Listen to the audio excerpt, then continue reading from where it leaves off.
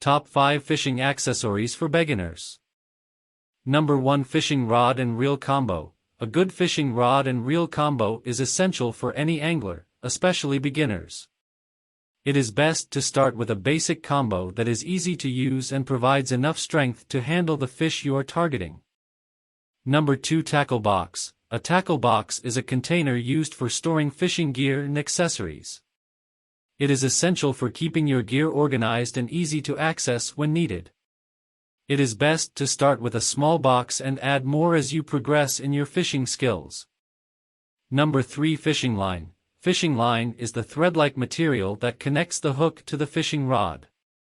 It is essential to use the right fishing line based on the type of fish you are targeting and the conditions you are fishing in. Hooks and lures. Hooks and lures are used to attract fish to your bait. It is best to have a variety of hooks and lures in your tackle box to increase your chances of catching fish.